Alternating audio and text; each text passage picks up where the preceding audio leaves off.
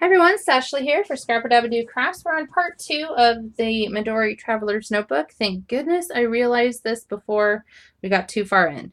So what you're going to need is 15 sheets of 24-pound weight-ish copy paper.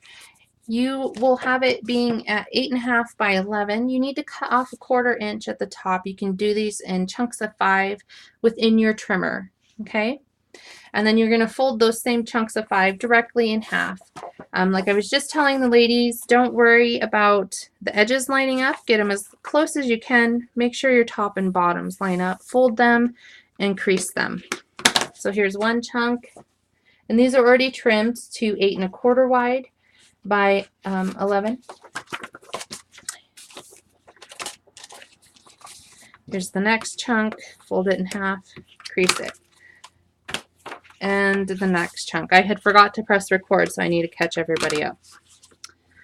Okay, so that's making the booklets.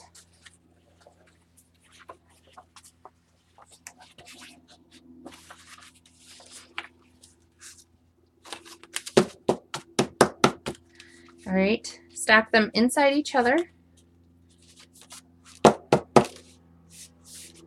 And you are ready to do the next step. The front cover for your booklet is going to measure, what did I say? 8.75 wide by 8.25 tall. So you need to cut your cardstock to accommodate that. So 8.75 wide by 8.25 tall. Okay, so that'll be the cover of your notebook. Next, you're going to want to, and I suggest doing double-sided paper just because then you get a pretty print on the inside as well. It's like a 2-for-1. Make sure your edges line up and your top and bottom. This part is important. And then go ahead and crease your fold there. So sorry, ladies that are in chat, I had to redo that so you guys had it on the recording. At least I caught it, okay? You're going to ink this if you don't like white edges like I don't. And I'm just going to use, you can use a light color, but I always stick with my walnut. That's what I used. Use a frayed burlap. That would look cute. Could use a pink.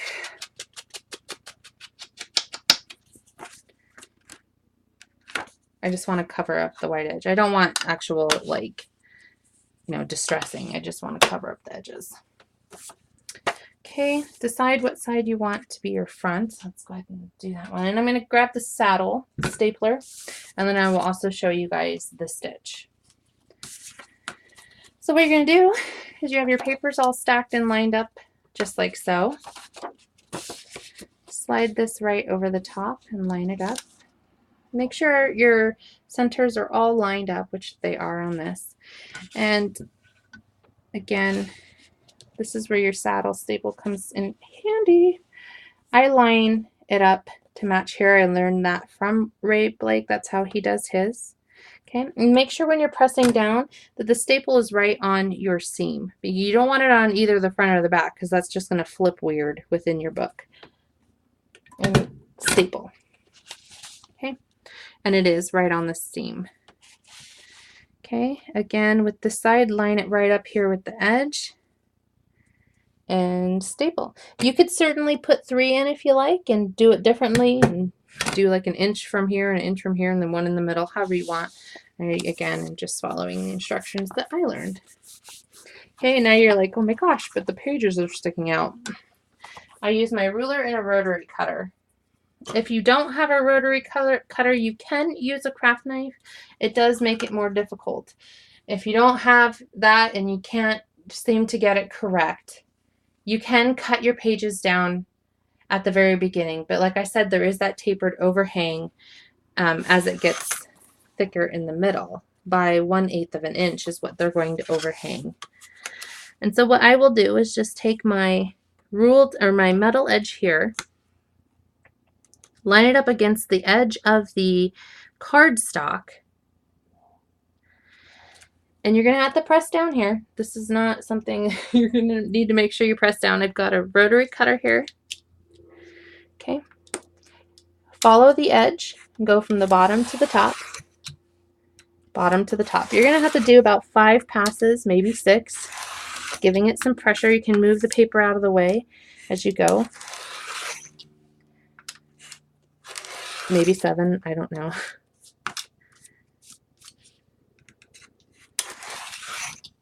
But this is the best way to get those straight, clean lines. And the bottom is always the sticky part. Oh, there we go. So you have nice, straight, clean lines and your booklet's made. And you're going to do this exactly the same way for doing your lines as well. So if you print it out, make sure when you print it out, you're going to just stack your papers, fold them, do your double-sided printing, fold them exactly the same way, put them in the booklet exactly the same way, and then cut off the edge. Just like that. You're going to do the same for everything.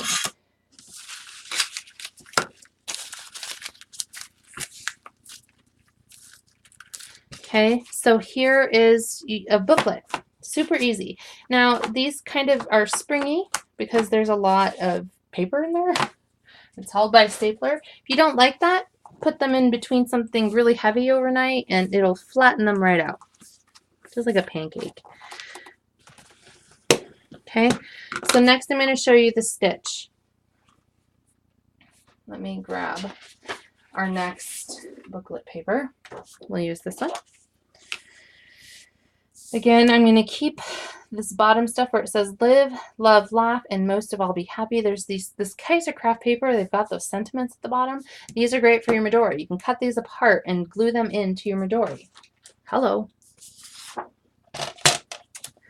I'm going to cut that off because I want it. Like so. Put it up here with the other ones. Again, 8 1/4 tall by 8 3/4 wide. Save your scraps for the tags.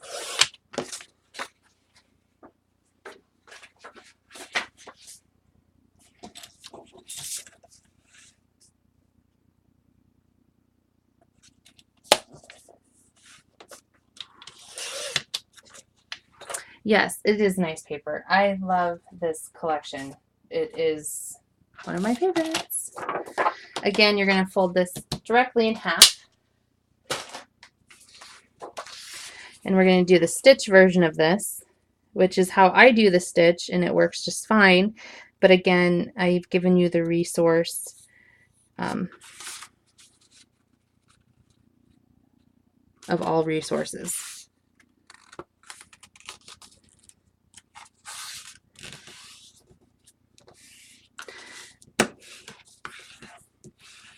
Okay, so this will be the cover of our insert.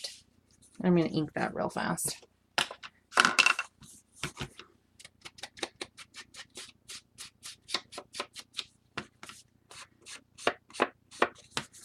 Don't like white edges. It's like that lady with the whole wire hanger thing. No wire hangers. No white edges. Okay. That's all I need. Okay, so you're going to do your paper the exact same way. So for those that missed part of the first, we'll do it again. 15 sheets. I imagine with the sewing part you could do more, but I'm just going to stick with 15. It seems to be a good number. You get 60 journaling sheets in a book, plus you get the satisfaction of filling up a book rather quickly. So, okay, here's 1, 2, 3, 4, 5, 6, 7, 8, 9, 10, 11, 12, 13, 14, and 15. Okay. So again, you can cut the 1/4 inch off the width. So if you're looking at it like an 8 1/2 by 11 sheet, you need to cut a 1/4 inch off because the height of our pages are 8 1/4, not 8 1/2.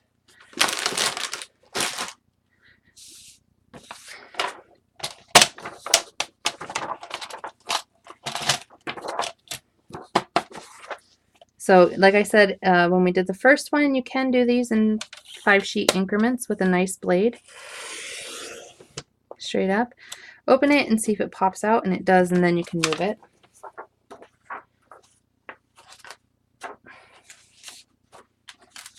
Let's do the next set.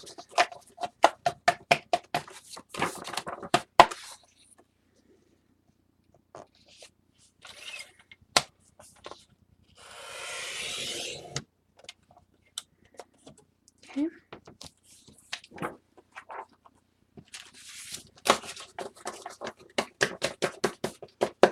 Hello to all of those that have come in. Welcome, welcome. Met Wife. Hello. Anybody else I missed? Hi, Stowe.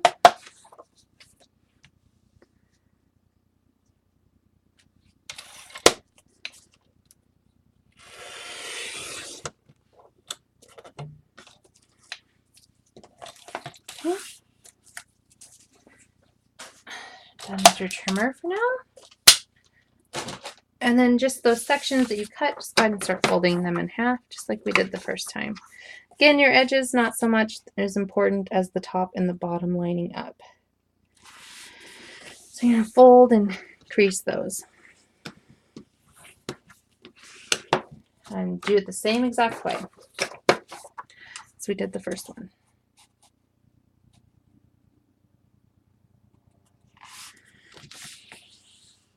Now for this way, you're going to need some thread, a good size needle, a piercing tool, and something to pierce on. An old phone book is what I'm using, so if you have an old phone book laying around, those seem to work really, really well.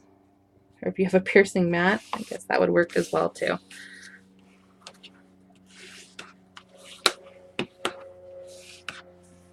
Okay, so what we're going to do is we're going to take all 3 of our inserts, just like this. We're not going to put them together. We're going to stack them on top of each other, as well as our front cover, and line them up like this, because we're going to mark with a pencil down all of them at once. This is the fastest and easiest way to get everything lined up. So let me grab my piercing mat and my piercing tool. And you'll need a pencil and a ruler.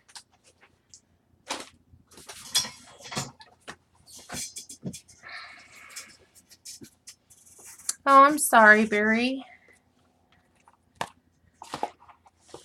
Okay, so what you're going to end up doing is you're going to be making marks essentially down the side with your pencil.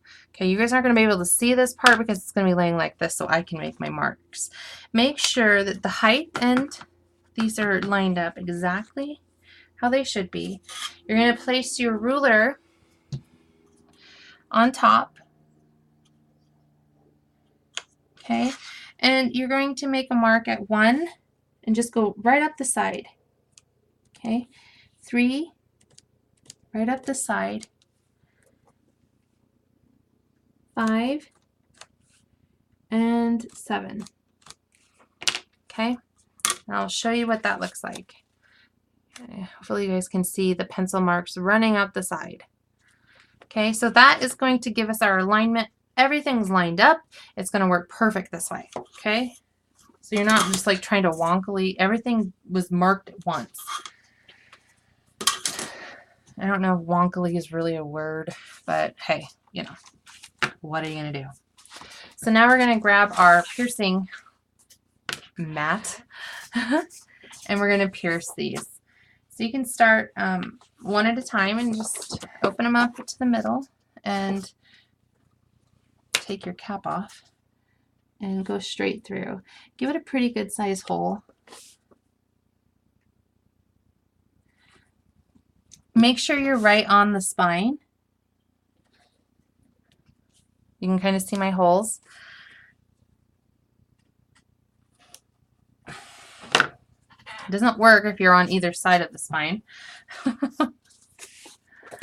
And sometimes, you know, check the other side and make sure that they've got a really good berth going through. It's not just some teeny tiny hole. So let's do our cover.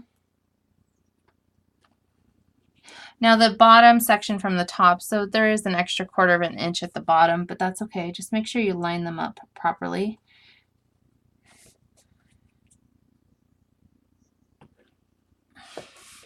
I didn't want to have to figure out the math for that, especially for something like this. Doesn't need to have math figured out. Like this one, totally need to put the holes through this way. I did it the first time this morning. It's the first time I've sewn one.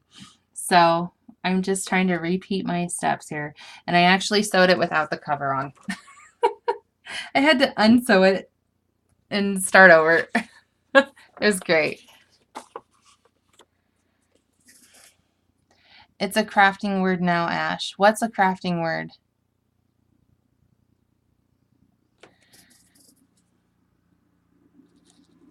Oh.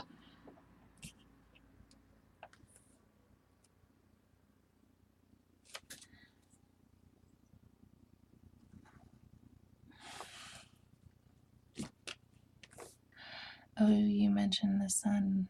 What's it like? Card. Haven't seen it. It's all wonkily. Yeah, it'll be like Skidge. Might as well. We'll adopt it. I need stamps that say wonkily and Skidge. I just do. Okay, so we've got those holes and one more. So these are chunks of 5 to make your 15 pages. Press. And then after this, we'll make the chipboard version of the Midori, and we'll put some of our other inserts in it. Plus, we're going to do a giveaway.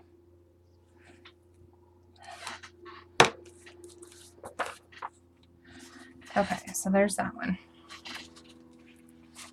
All right, so line all your inserts up, and like I said, the top here is only 1 inch, whereas the bottom from the first hole is 1.5 inches. So you'll be able to really know where you're lining things up properly. Okay. Same with this. You're going to line all of it up. And it will line up. You just might have to work with it. It took me a hot second too.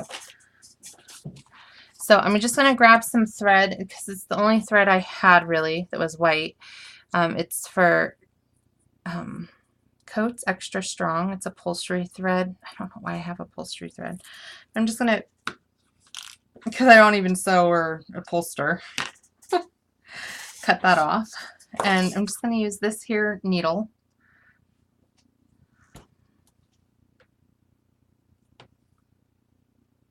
And put it through the eye. Okay, hold on. I gotta try and remember this.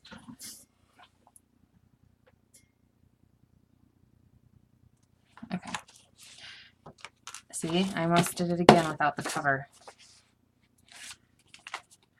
So it might be a little wonky at first. Just don't give up on it, okay? So what you're going to do is go, so there's the top hole. So it's 1, 2, 3, and 4. You're going to go from the outside of the 3rd hole from the top inside. Or is that right? No, that's not right. I'm sorry. Go from the inside to the top. Yeah, that's right. Okay. I'm sorry. Go from the inside out. I had it backwards. Inside out. Okay.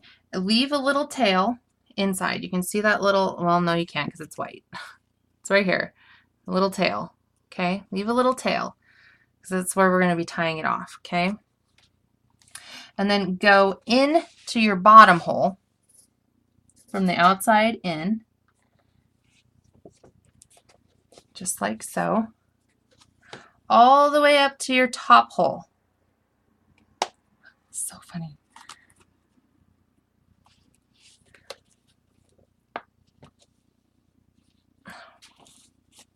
This is where it kind of gets a little wonky. It's hard to hold. Trying to keep your tail from falling through, and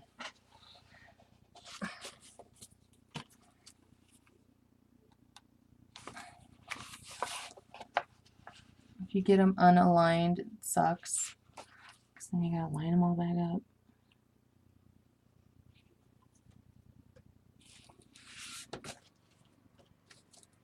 Hold on, you guys. I'm trying to go out that hole.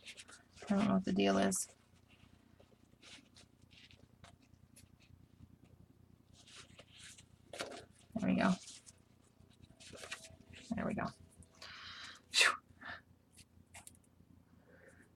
pull it through. So now you're coming out to the front.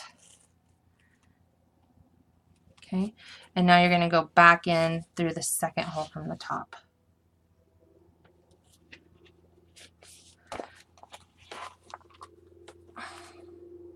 Okay, so you have two pieces here. You guys can't really see it because it's white on white, but there is two pieces of string. You're going to tie like 2 or 3 knots into it. Make sure everything's pulled tight. You don't want this, you know, falling apart.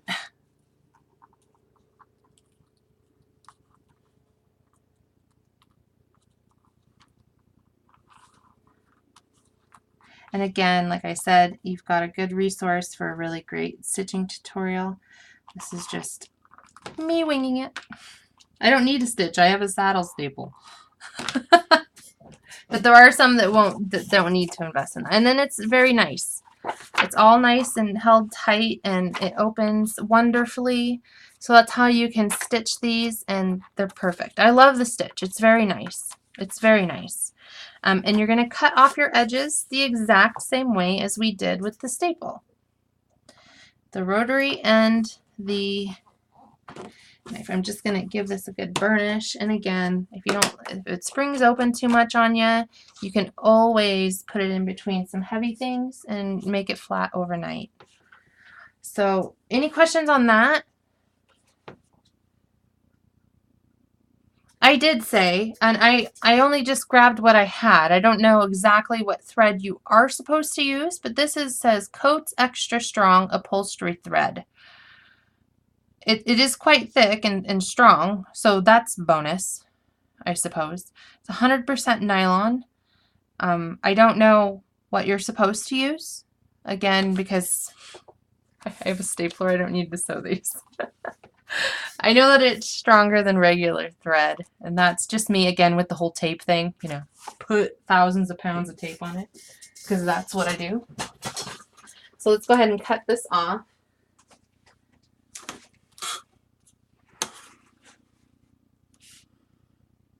I don't know what we're going to do next week. I think I have a project in mind.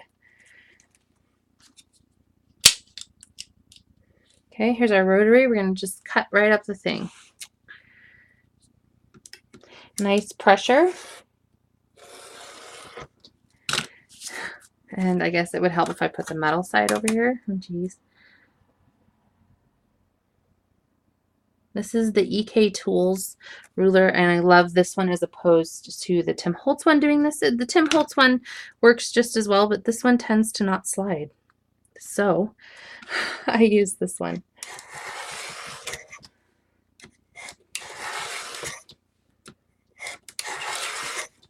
Just rotary right up along the edge. Get rid of the excess as you go. Just a couple of passes.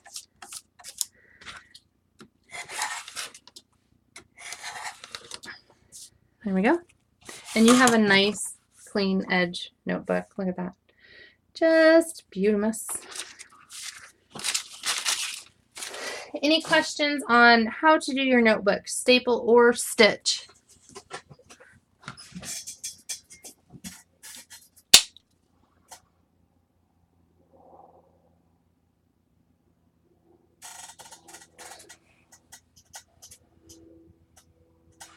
And it looks like Carol and those guys have got some more white thread that you guys would be able to use. So if you're ordering this paper or any of the other things, the elastic for these, might as well throw in the thread if you don't have it. So we've got this beautiful book as well. So we've got our stapled version and our thread version, and they're both just beautiful. Love them. So let's go ahead and make the chipboard version. So what you're going to need is a sheet of 12 by 12 chipboard. And I use the extra heavyweight. It gives the elastic some more strength when you're pulling and putting a whole bunch of stuff in there.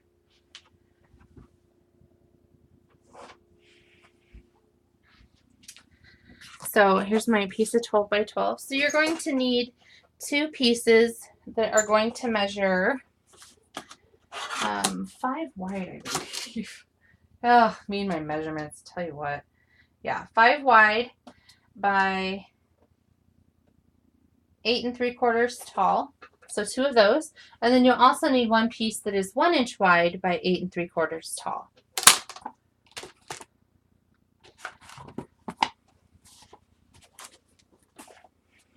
So let me get my chipboard cutter out.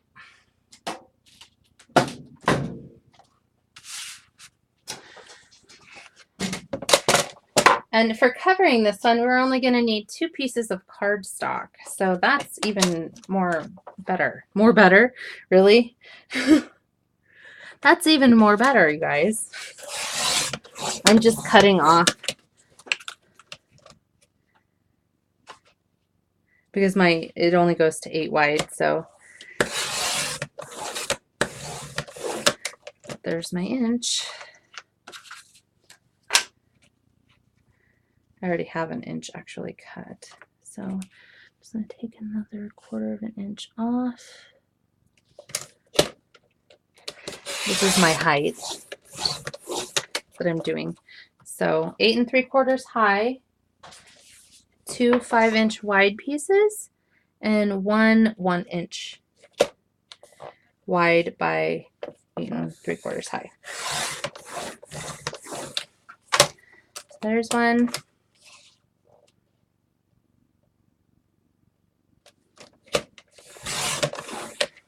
There's one.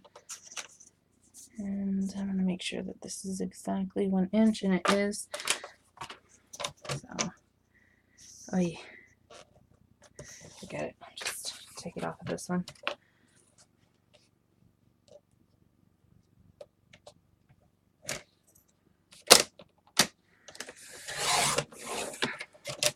Okay. So what we're looking at are 2 5-inch wide by 8 3/4 inch tall pieces of heavyweight chipboard and 1 1-inch wide by 8 3/4 tall pieces of heavyweight chipboard. Okay, you might be able to dig in your stash and find that. Now for the paper, I'm going to go ahead and use this gold on the outside. I love this. And then I'll be using the teal and gold on the inside. So I need to find that sheet. This is the first time I've done one of these this way, and I need that sheet. Where is that? Ah.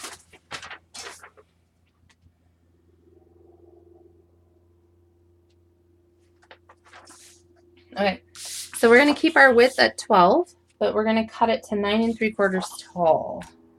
So let me move some stuff. Get my paper trimmer out.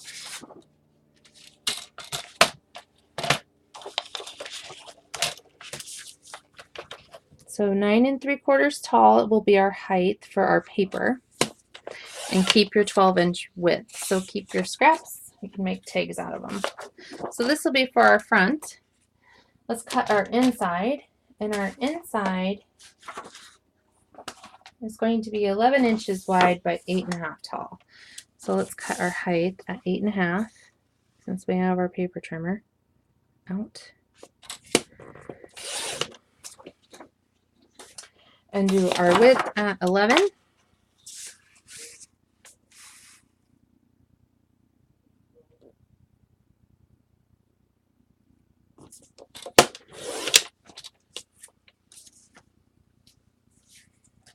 Okay, so we've got both of those. Let's go ahead and set our inside one aside. This is the inside one. And we're going to work with our outside one. Now I'm going to use my score tape because it's kind of like my crafty crack. Yes, I said crafty crack. Crack, people. Make sure that your fleur-de-lis thingies are going the proper direction. And they are. So what I'm going to do is on the tops and the bottom, I'm going to use 1/2 inch score tape. On the sides, I'm going to use 3/8 of an inch score tape. Okay. So I'm going to do my sides first.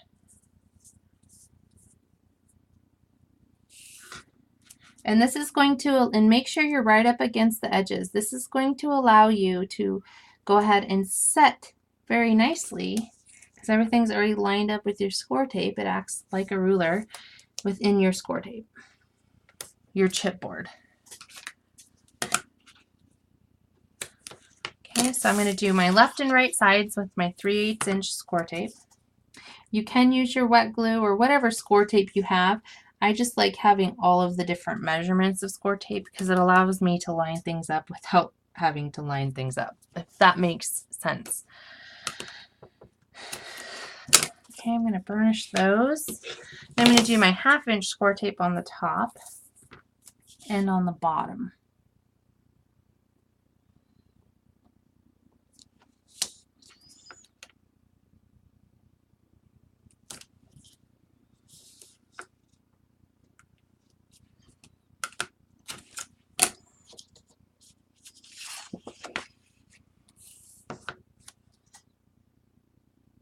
And that was my first time, aside from my test one, which didn't turn out super hot, but that was my first time working with craft text, so I'm really happy about that.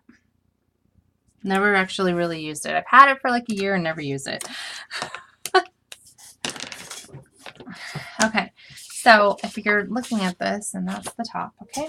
So what we're going to be able to do is put our tape on these and line these up within here.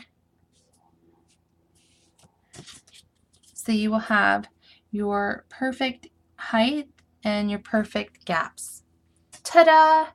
And then we'll be able to wrap. So you're lining up within the edges of your score tape, and it works out perfect this way. Okay, so on the edges it's 3/8 inch. On the top and bottom it is 1/2 inch. Okay.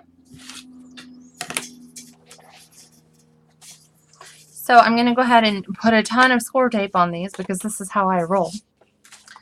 And I'm going to grab my 1" because I have tons of score tape in all different kinds of sizes.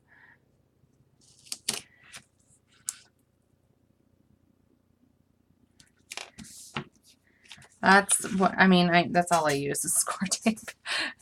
Very rarely do I use the liquid. Okay, so there's our middle piece. I'm going to go ahead and do our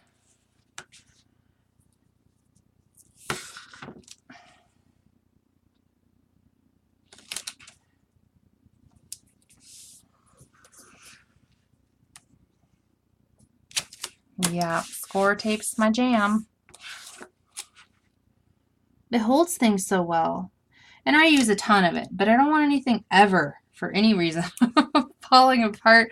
It's one of the reasons I have to make sure I'm lining stuff up. This is the reasons why all of these things get invented, for me lining things up, because you're not getting it off.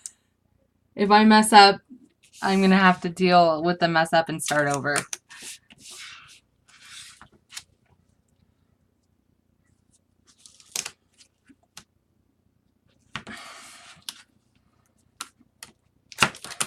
I'm going to put one right down the middle for good measure, just because I can. Let's do this next one.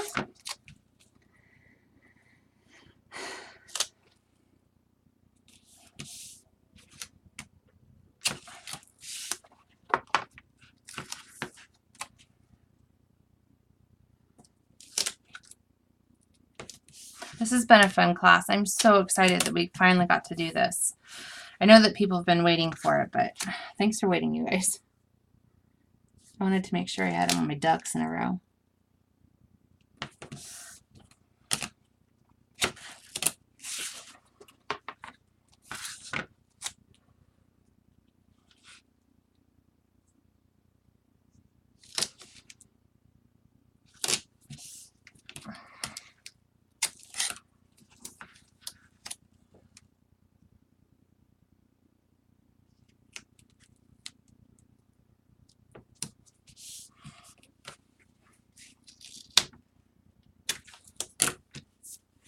Okay, so you're going to burnish your score tape. Give it a good burnish. Just really adheres it to that, and it makes it easier to pull off the backing when you go to put it down. Okay, so we've got our three pieces all score taped and ready to go. Let's go ahead and set them in our make sure make sure your stuff is directional. So if you're using this paper, the light is going to be at the top and it gets darker. So we're going to set one in first and then the other. Okay, so let's go ahead and peel off our backing to our score tape. And you can just do the top piece first and then peel, but you should be okay. You're setting it within the confines of your already score taped piece. Oh, good. I'm glad. So it's been a struggle, but I'm loving every minute of it. I feel really good and happy and healthy and just happy, I guess, was my main goal.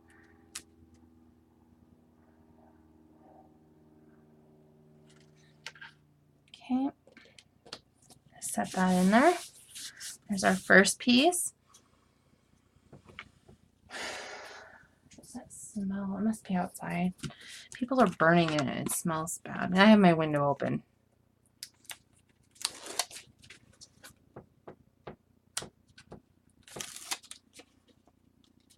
Yes, the perfect trim tool is a tool necessity. If you're making mini albums from scratch, or you're mitering corners or wrapping corners, or just, you know, it is, I don't know. I was so frustrated. And then I saw it and I was like, oh my God. It was made just for me because I can't get my corners to look good without it.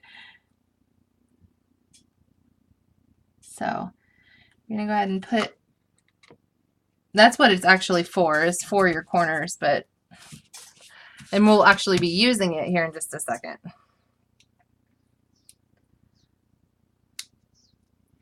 Okay, so this is our spine piece. Now remember to give it equal opportunity on both sides of it. You want about 1/8 of an inch on both sides. So if you have to turn it sideways, you can to get that.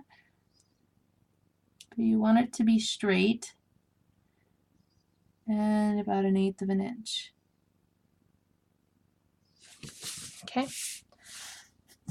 So we've got our perfect, your little miter tool will fit right down in there, all the way down. Perfect.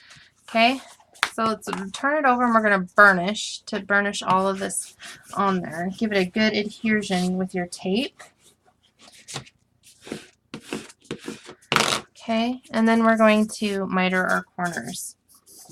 And this is the top. I don't know why I keep turning this upside down. Now I'm going to use the 0.1875 side. So right here, you're going to line up this line and this line with your chipboard corners, just like so. So there's that line lined up with this one, that line lined up with that one, and you're going to cut off this extra. So that gives you a perfectly mitered corner for when you go to wrap your project. Again, lining up this line here and this line here for the 0.1875. I don't know if it's going to show it. This line and this line with the edges of your chipboard, not the edges of the paper, but the edges of your chipboard. So here and here, and cut off the rest. And again,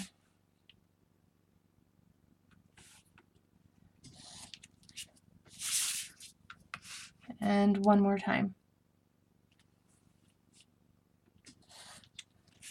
Okay.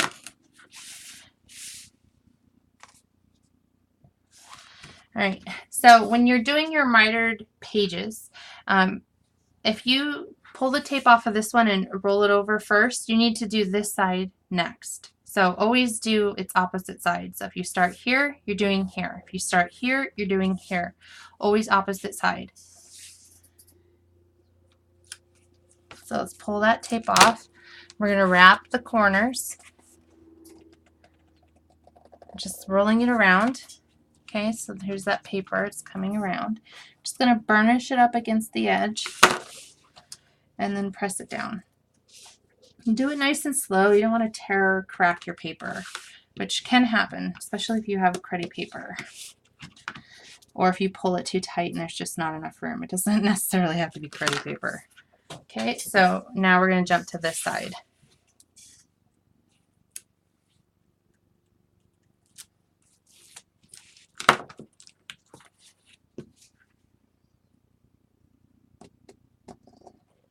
Okay.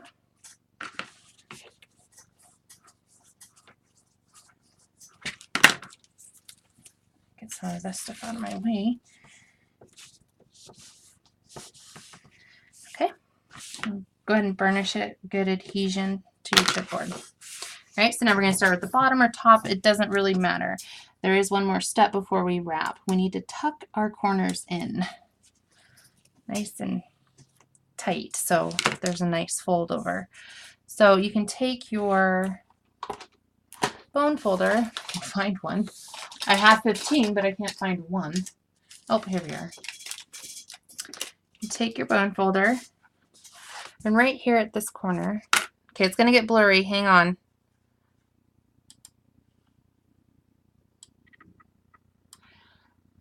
Okay, right here at this corner, you're going to be pushing this part in with your bone folder. So I'm going to do it. It's blurry. Just hang on. I'm going to do it. And then I'll show you.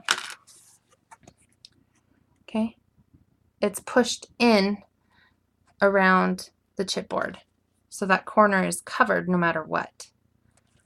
Okay, so you're going to do that to both sides. So tuck that in, and then I'll show you what it looks like wrapped. You'll have a nice seamless wrap. So hold on. It's still blurry. Okay. So let's wrap this up. Yeah, that's where I get all my chipboard, Scrap-A-Dab-A-Doo. They've got white, they've got black, they've got craft. I use the extra heavy for all of my projects. I just think it gives it a nice foundation for the most part. There's been a couple times where I've used a lightweight chipboard, but for the most part I use extra heavy. It just gives it a nice... Okay, so it's going to get blurry because I'm going to show you a corner. Okay. So now you have a nicely wrapped corner. It doesn't look sloppy and it all matches up. So it's blurry. Hang on. Because I have autofocus off, you guys. That's why it gets blurry. Okay. So you're going to do the same to the top.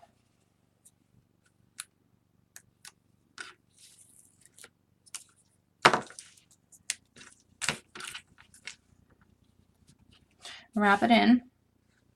Tuck your corners in. And then fold it over.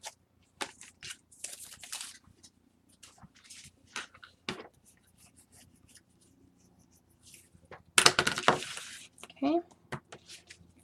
And then this all gets covered with your inside paper, so there's no worries.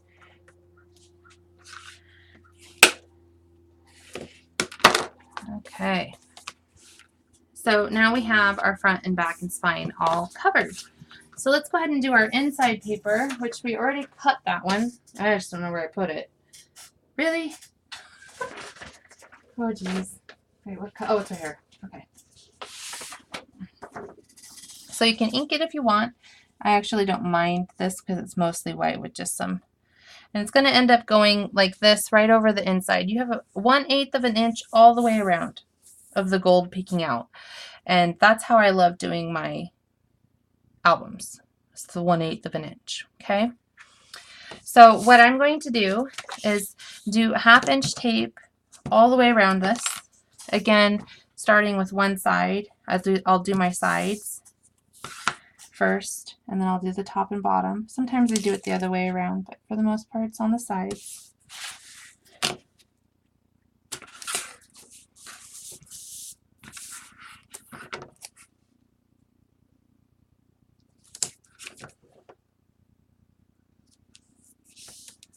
Okay.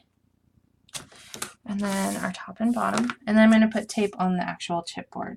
And I use a lot of tape. You can use your wet glue. It might take a hot second to dry, but you just need to be patient with it.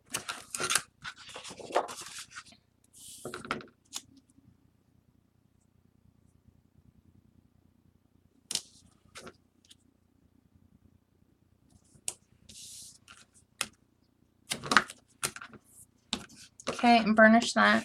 Give a good adhesion to your craft paper. Okay, set that aside. I'm going to put, I'm going to use my 1-inch tape and put an ungodly amount of tape on here. So I don't like it if you get some bubbling and bowing on the, I just, you know, I'd rather have it stuck down. So you could use your wet glue, and this would be perfect. Your wet glue would be perfect. Just, you know, take a little paintbrush and goop it on with inside the chipboard, not on the actual edges, because you've got your tape here that's going to hold that part down.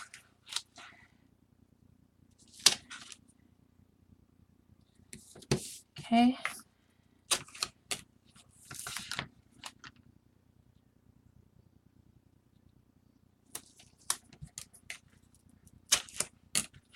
And one more.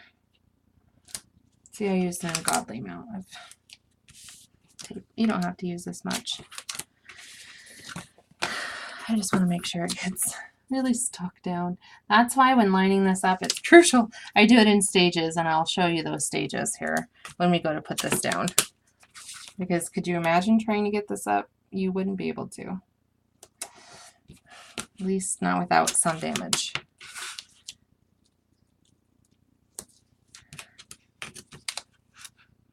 Okay, there's my tape. I'm going to go ahead and burnish that.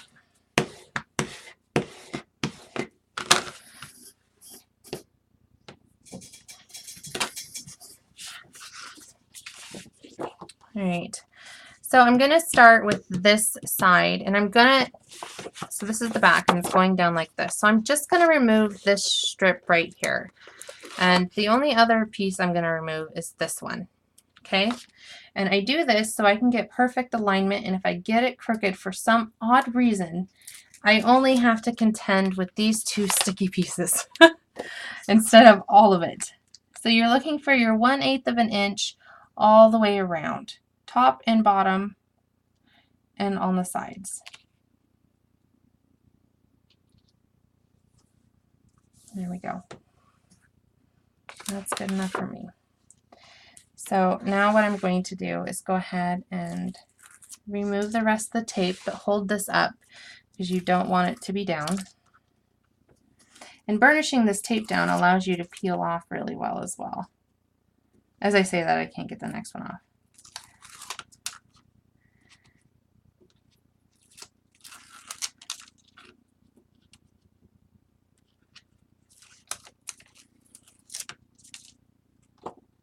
Bye, Heather. See ya.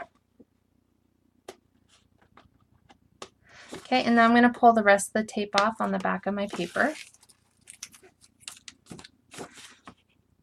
And it's already lined up and stuck down on one end, so the rest of this is going to be cake.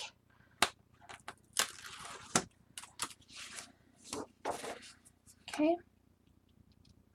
And then stick it down. Perfect. Now you have no problems. And we're going to burnish, and we're going to burnish. Get that good adhesion down. Okay, so now we've got our front and back and our spine, and you're like, well, it's a stiff piece of board. Put your hands in the middle and gently raise up, and you're going to see this crease in. You can use a bone folder. Do not push. You are just kind of coaxing the paper into the crack of the book. You are not pushing. If you push, you could tear the paper. And you're going to bend it, overextend it slightly, do it gently because you could tear the spine. But if you have the correct amount of space in between, you won't have any tearing. And same for this side.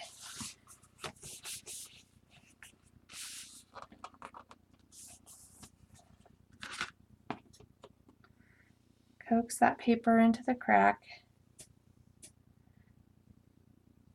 especially at the bottoms where there's like 2 sheets of paper trying to go into the cracks. Now you can gently walk your spine back and forth to give a very nice, and so it stays close. You don't have a exploding book, and it's going to lay flat, nice and flat. You can flatten it out. Okay. So that is the actual chipboard part. So let's go ahead and we're going to do our holes just like we did in the other books. I'm going to use my white elastic for this one. My wad of white elastic. It's not really. So we're going to measure just like we did before. Use your pencil and your ruler. And you can just eyeball the center if you want. It's 1 inch, essentially. You can find your center at 1/2 inch. So come down about 3/8 of an inch and mark it 1/2 inch with your pencil. And then from that, you're going to want to come down another 1/2 inch and mark with your pencil.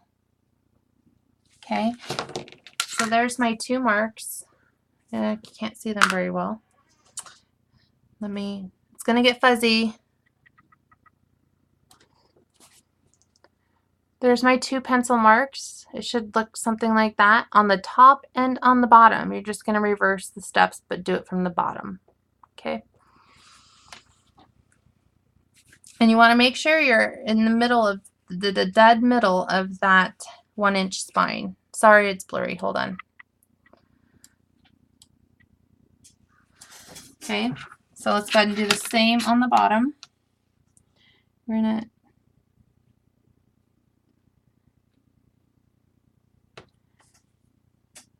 three-eighths of an inch from the bottom, and you guys can't see because I'm off screen. And then another 1/2 inch up from that dot, from that 3/8 inch.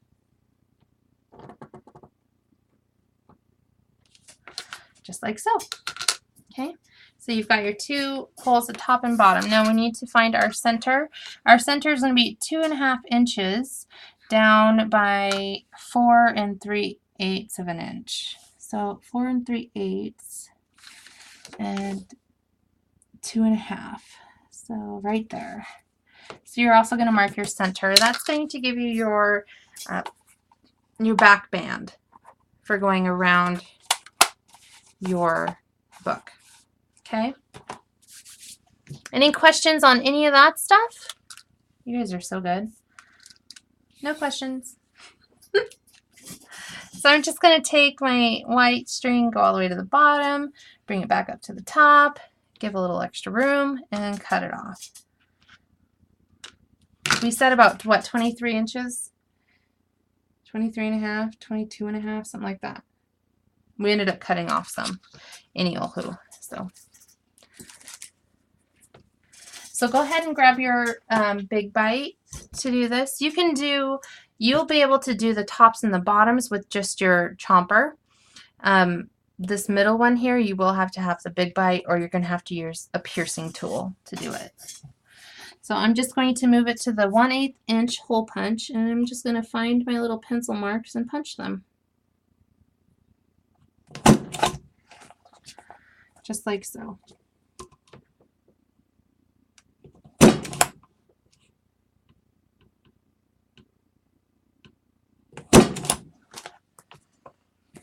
Okay.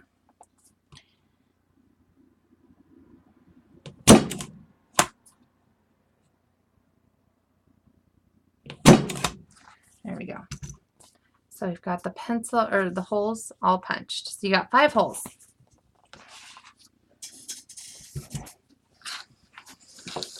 All right, so looking at the inside, you are going to take your elastic end and come in through the second top hole. So there's 1 hole, 2 hole. Come in through just a little bit and hold that tail, okay?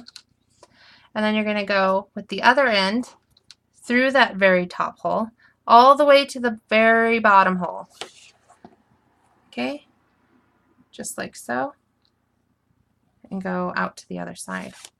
Now you're going to go in through that second bottom hole right there. So we went through the very bottom hole. Now you're going to go in through that second bottom hole.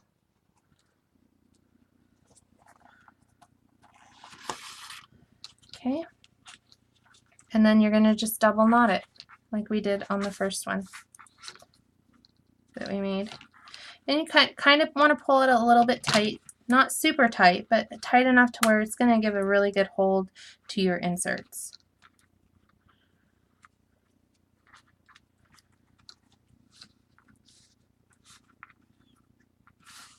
And you can always adjust that. If you find that it's too tight, just untie it or cut yourself some new elastic. No biggie. And then cut off the little ends. You want to leave a little bit, but not too much. Okay, so that portion's done. So let's go ahead and do our back strap one. And for this, I just take and get my elastic. I'm just going to hold it on here, wrap it around, and we'll do that much. That looks good. You can always cut off the extra. We're looking at about 13 to 14 inches for the back one, which, you know, you do want to leave yourself some, because if you do get it quite bulky with 4 or 5 inserts and some folders and stuff, it will expand, and you can take your elastic and untie it and retie it to make it longer, so you don't have to waste your elastic. It's one of the best parts.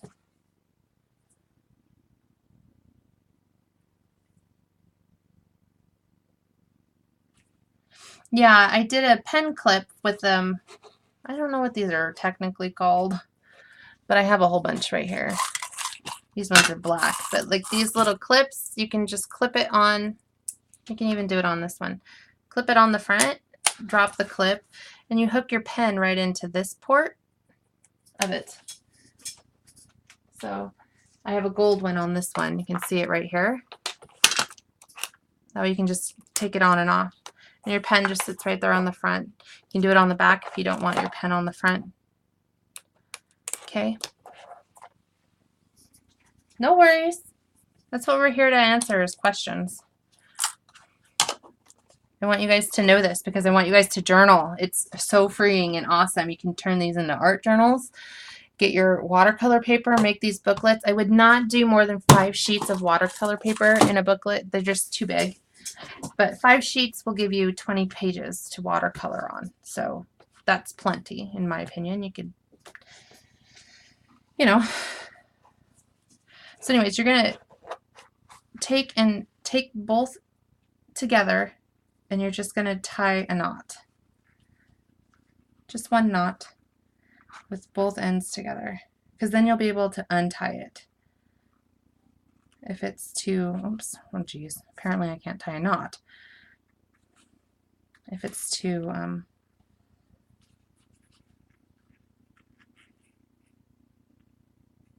tight or too loose. Okay, so now you have a knot, and you can untie this knot.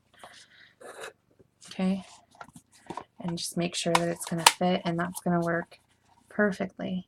But one thing that I did forget to do, which you don't have to do this, but if you want to class it up a little, you can put the gold eyelets in, and I totally forgot that.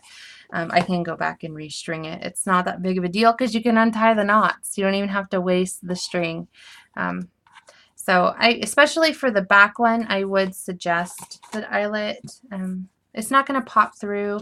It just strengthens your hole, and it makes it a little prettier. It's not as, so that's up to you. I totally forgot that. So you can put the eyelets in if you like. It's not a big deal. It's going to be strong, and it's going to hold no matter what you do. So there is that. So that is the actual making of the Midori. So let's go ahead and put some of the inserts in, and then I'll show you guys how to make the folders really fast. Those are not super long. So here's the 2 inserts that we made, the stitched and the stapled one.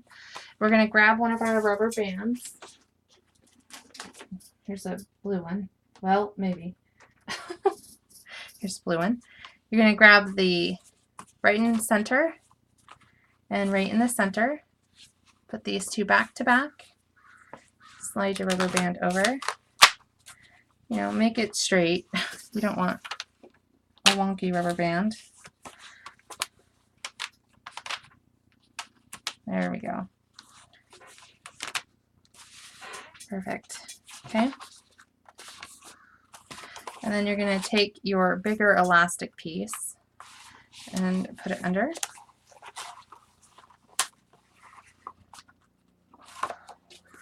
Okay. And put these in there.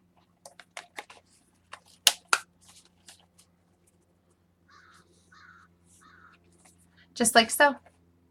Okay, we can put another insert with a folder in, which is what we're going to do next. So let's go ahead and make our folder. What time are we on the recording? Oh, hopefully this will hold properly. So our folder is going to require a 12 by 12 piece, and I'm just going to go ahead and use this 12 by 12 piece for the folder. You can use plain cardstock like I did in the first one, which is right here. So in this one, this version, where'd it go? So this is the plain cardstock folder, 12 by 12. Okay. So I'm going to show you guys how to do this out of one 12 by 12, so you don't have to cut a whole bunch of pieces of paper like I was doing for my initial folders. I've perfected it. You're going to need your scoreboard.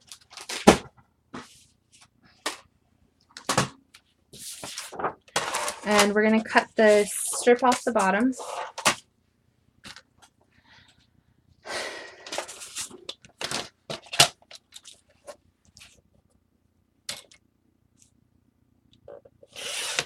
Cut your strip off.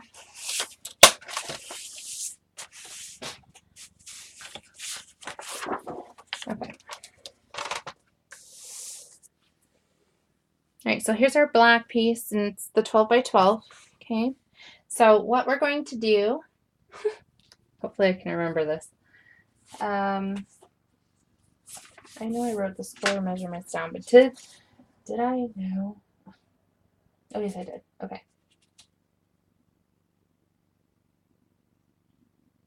Okay. So what we're going to do is cut it down to 9 3/4 wide. We don't need the full 12 by 12 width. So I just figured this out this morning, so you guys will have to, bear with me. Okay, so it's going to be 9 3/4 wide by 12 tall. Okay, you need the 12 height.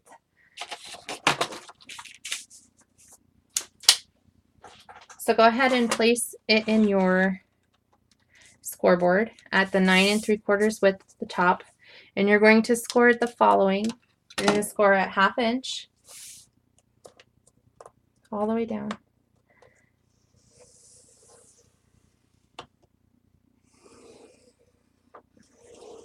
Okay, and then you're going to score at 4 7/8.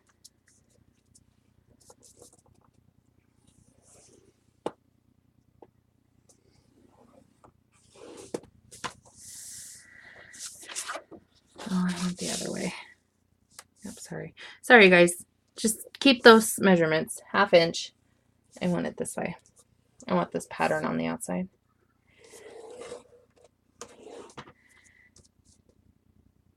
Four 7/8.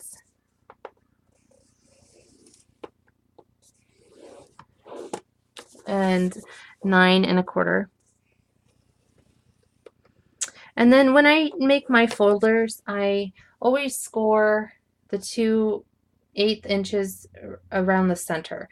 So let me find what I'm talking about. Maybe I can show you guys better than I'm explaining. You can fold a piece of paper in half, but our booklets are quite thick. We need something that's going to round around our booklets. So what I've done is I've created this to score. There's 5 scores here in the center, and you fold each of them, and it allows you to get a nice round around your booklet. So it's not just a fold in half and put your booklet in. It's like a glove. It fits around your booklet. So what we're going to end up doing is scoring at 5 1/8.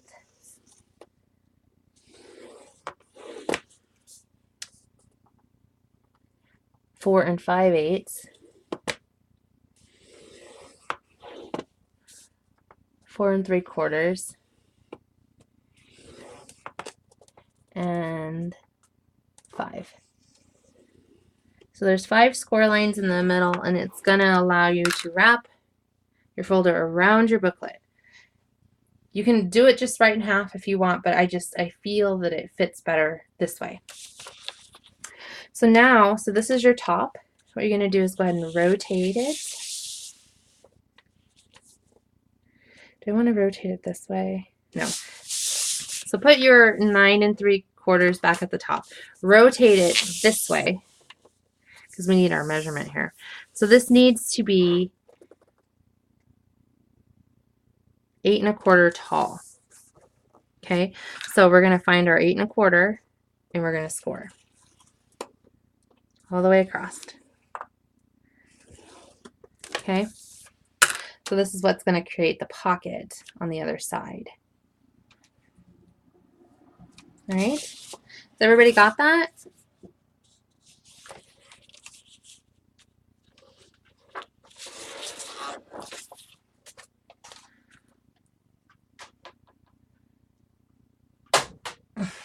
Oh, you guys want to see it?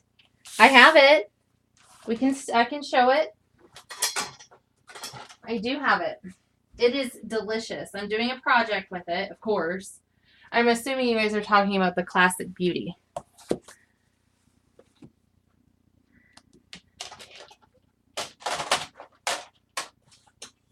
Yes, I do have it. It's gorgeous. I haven't done the paper peek. I meant to do that from my haul the other day and from my Scrap-a-Dab-a-Do haul. But I forgot. So these are the cardstock pieces that pop out. How beautiful these are.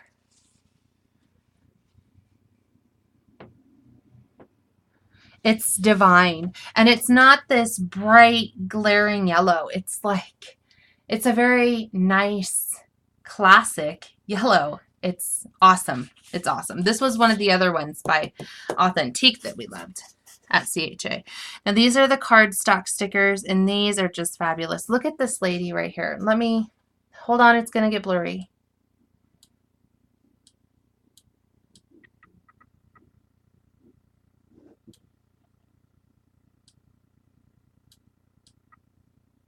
Here we go. It's very, very nice. It's a very nice yellow. It does have gray in it. It's like black, gray, yellow, cream, kind of. It's blurry right now. Hold on, guys. Kind of paper. It's awesome. It's an awesome color. So hold on. So these are the papers right here. I love these. And just the way, the thickness and how they feel. I just love it. Okay, so this is one of the papers. And you get two. So on the back, there's a nice black and white polka dot.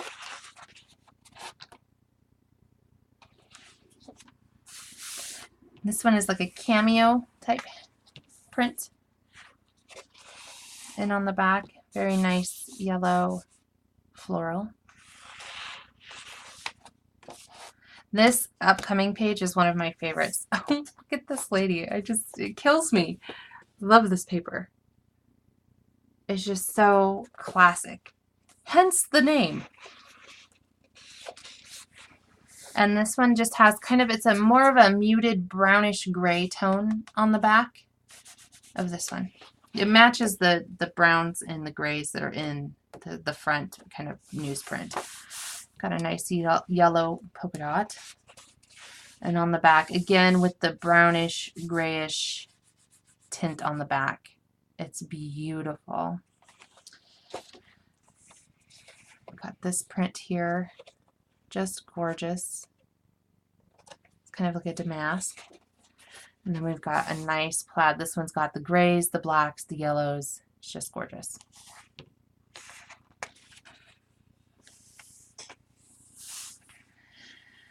And then this print here, again with all of the colors. You've got the muted browns, the grays, the blacks, and the yellow. And on the back is a very nice gray damask print. This one's beautiful. And then there's a nice yellow with antiqued edges. You guys can't see the antiqued edges, but they're very nice grayish antiqued edges. You guys are going to love this one. This one is one of my favorites. It's got peonies And I want to say they're like a lighter, they almost have a hint of purple, but they're not purple. It's just a hint of, it's a different type of gray. So hold on. This is my other favorite paper. It's going to get blurry. Hang on.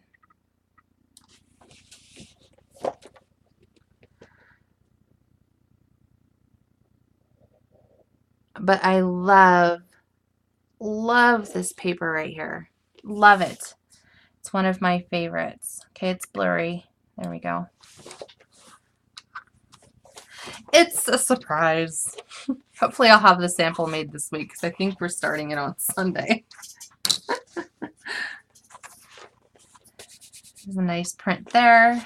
A very nice newsprint, very antique looking, with a very nice yellow floral on the back.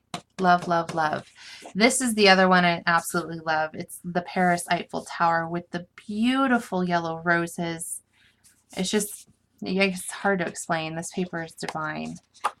This one has a solid yellow on the back. And there's a yellow cameo with a yellow polka dot. Got a nice gray, or a nice black and white stripe, but it's got a gray kind of antiquing to the edges almost. And again, another nice print on the back of that one. So I think this is a bundle. Is this a bundle, Carol? I think this is a bundle. I'm not too sure. You'll have to ask Carol. But with the stickers that are absolutely divine and the paper cutouts here, there's also the 6x6, and then I have the 3x4 journaling cards. Is there ephemera to this? I don't remember. The journaling cards are divine as well. I mean, they're just gorgeous. The black and the yellow. You are beautiful just the way you are. Think of all the beauty still left around you and be happy. Anne Frank. Quotes. Give a girl the right shoes and she can conquer the world. Marilyn Monroe. Okay, so that's that paper peek. If you have any questions, oh, there is a bundle. Yay! That's correct. So that's that paper peek. And I got the this paper, but we're obviously using it. So okay, so back to where we were. We're going to have to cut a few places off. And so there's that 1/2 inch score here, 1/2 inch score here. And so we're going to cut this 1/2 inch score off all the way down to our cross score. This is the only score that goes across our page. So we're going to cut this section off on both sides all the way down to our cross score. And I'm just going to use my trimmer because I can.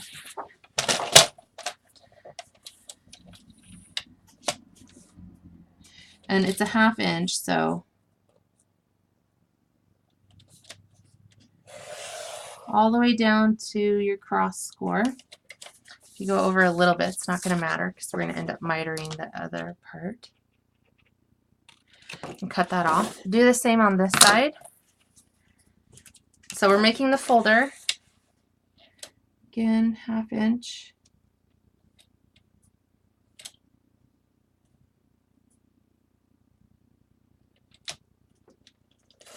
All the way up to our cross score.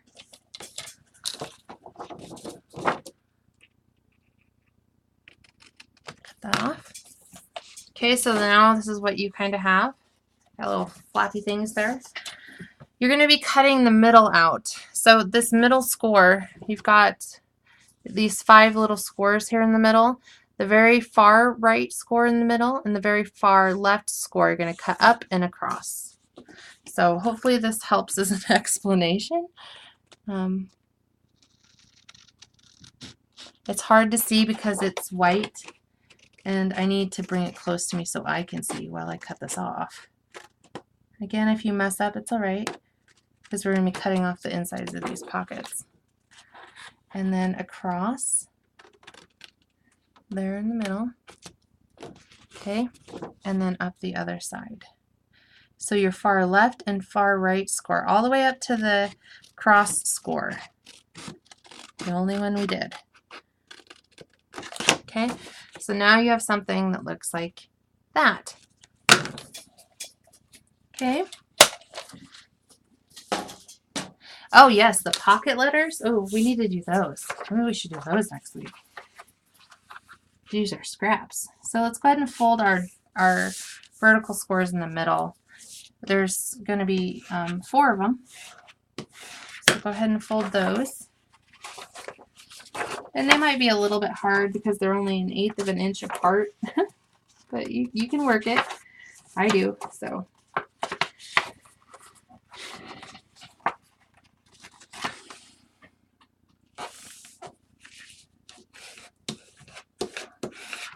Okay.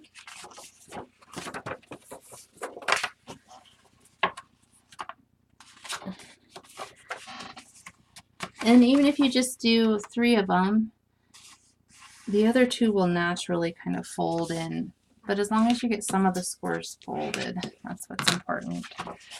Okay, so obviously you're going to want to ink all of this, but before we do that, let's go ahead and fold these little flaps. You see you've got 2 flaps down here because these are our pockets for the inside. Okay, you're going to fold up like that. So let's fold our flaps and burnish those. Same over here. Also, let's fold our pockets up and go ahead and burnish those. And burnish. Now, I don't like just like this. I kind of like the diagonal kind of pocket. So what I did was I took my ruler and 2 inches, I made a mark. So 2 inches from the top of the pocket. I have no room. I just took my pencil and made a mark. It doesn't matter where, just make a mark 2 inches down. And same on this side. 2 inches down. Okay. And what you're going to do, or at least what I did, was from this corner here to there, I cut it off. So I just lined my ruler up to go through that dot and through this top corner. See that? So there's that dot that I made that's 2 inches down from the top of the pocket. And I'm just going to slice it off. Nobody have a heart attack.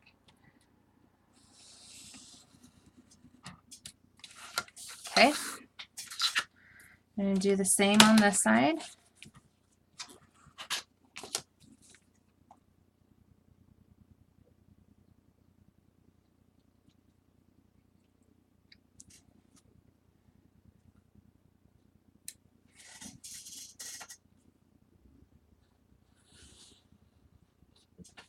Okay. So now you've got really good angled pockets that match. They line up. Okay, but to go even a little bit further than that, if you would like, you can go, because you know, it just seemed really close, and so I wanted to cut a little bit more off. And I'll show you how I did that. It's up to you at this point. You don't have to do this, but I'm going to get rid of that pencil mark.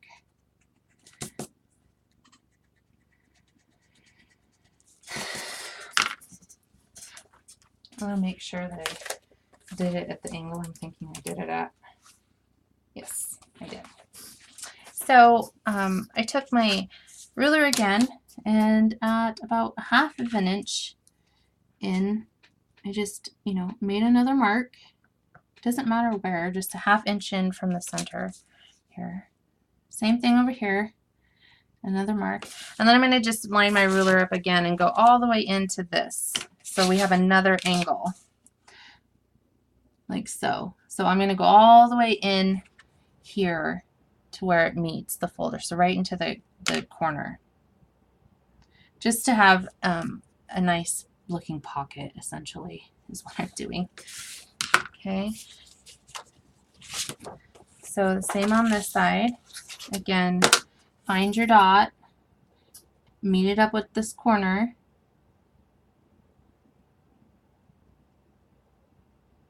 Trust me, the pockets the other way, it took forever. And they used a lot of paper. Erase any marks that you may have left. And now we've got our perfect pocket. I like how it meets like this. It folds a lot better, and it just folds a lot better. So what you're going to do now is you're going to put some score tape along here, and we're going to be cutting off the corners and mitering them. So let's go ahead and put our 3/8 inch score tape. You can use your 1/2 inch if you want. It's up to you.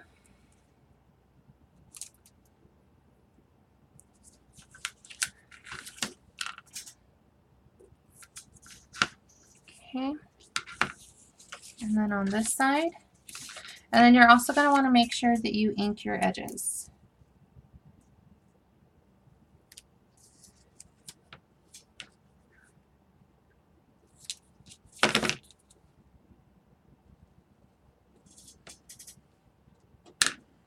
Okay, now I'm going to cut my corners and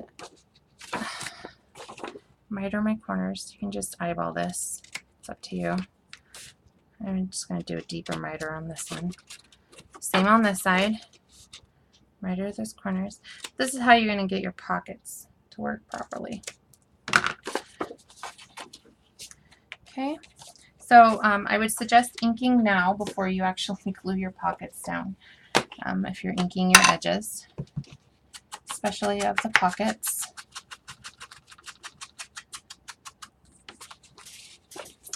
Another step that, oh gosh, that is, I feel important. God, these daffodils just smell so nice. This is just a little Fiskars circle punch. Let me see, where's my ruler? Looks to be, geez, 5/8 of an inch maybe. I think that's what it is, 5/8 of an inch. Do they have that? Maybe that's not the correct one. Let me punch a circle and I'll tell you the diameter is 5/8 of an inch-ish. Yep, about 5/8 of an inch in circumference. And what I do is I'll take it and right between your furthest right and your furthest left score line, just a little bit in. So this just helps so that the elastic cord doesn't rub on your paper.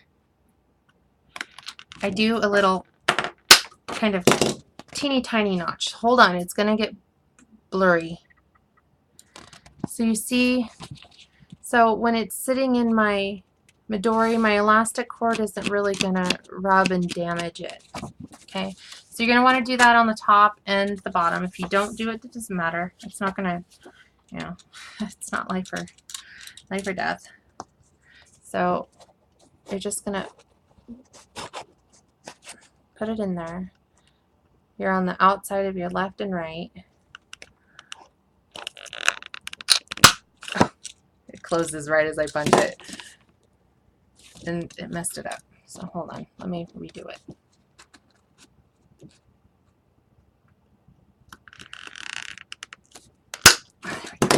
There we go. All right? So that helps as well.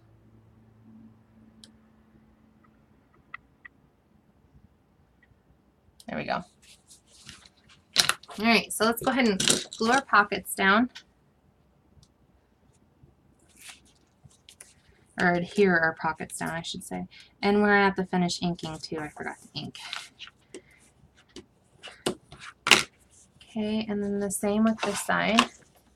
So this is just how you make your little folder. And so we've made a couple folders and what, 6 notebooks out of that paper, plus we did 2 of the albums, papered the outside of them out of that paper collection. So, I mean, you can get a lot out of these paper collections. And this kind of a project is great for your scraps as well.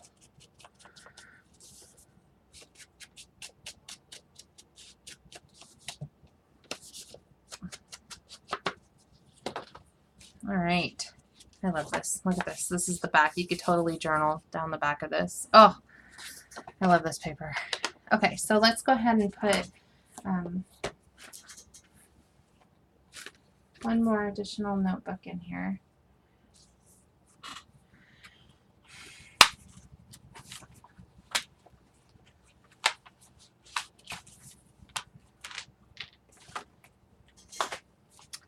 And we'll put the folder around this one. So you just slide it around, okay?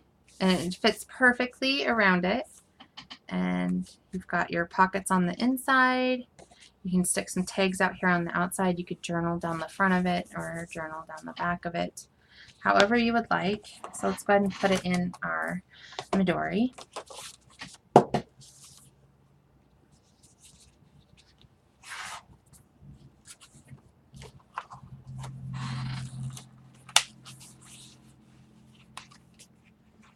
Right in the center. So I lifted up that white elastic and put it right in there. And you can just take your back books and pull it a little bit, and then we'll drop it down in. So now we've got all of our books. And so like I said, you can put your washi, use the stickers from the collection. These collectibles are going to be beautiful to just either paper clip on or glue them down onto your pages. These go with the collection. They are stinking awesome. So that is how you make your own faux dory, chipboard style. Any questions? We've got a couple of them here. So there's 2 of those, and this is the craft text version that I also love, this version. So we're going to do a giveaway for one of these that I've made because I don't need 2.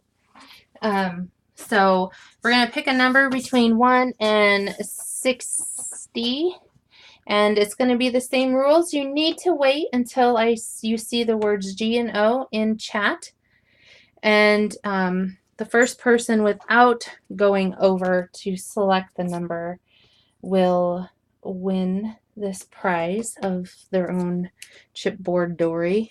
I don't know what else to call this. You get 1 guess, and you have to wait until you see it in chat. So I'm going to give you guys a few seconds to hear that.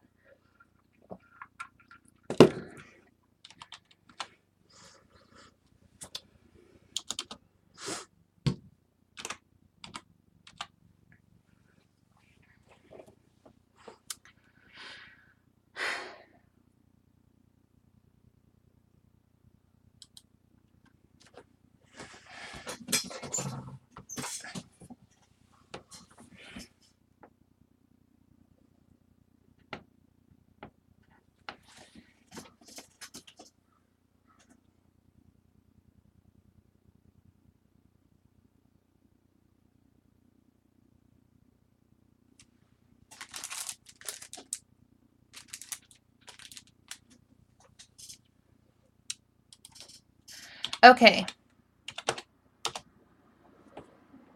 Okay, so I'm going to bring in the focus so you guys can see the number. Carol sent me this number, and number 48 is the winner, and so that would be Margaret Ann. She sent it to me earlier. So congratulations, Margaret Ann. You're going to need to PM me your address, and I'll send it out to you next week. So you get your very own faux dory. I'll be sending you the one with the eyelets.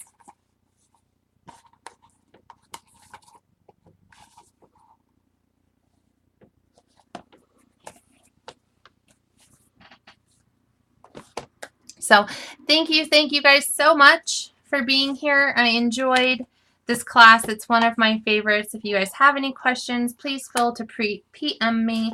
We've gone over a couple different versions. I'd love to see your versions if you guys make these. These are fabulous. Could you just imagine an entire bookshelf full of these? It would be awesome. You know, you're totally authoring your life by journaling and art journaling in these, and you know, whatever you end up doing in them. So thanks to all the moderators that were here today.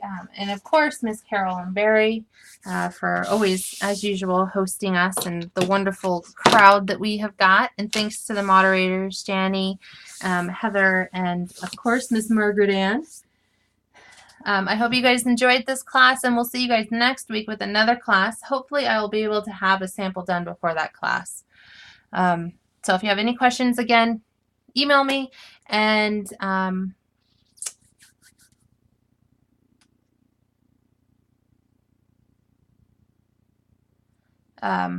trying to read chat. I know. We're going to do the banner as soon as I know when we can. There is a card class Tuesday.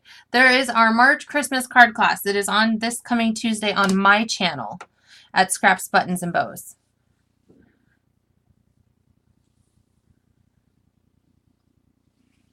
I'm going to go ahead and stop the recording. So if you're watching this, this was part 2 of the Midoris. Or FAUX Midoris. Or FAUX Midoris. Or Chip Dories.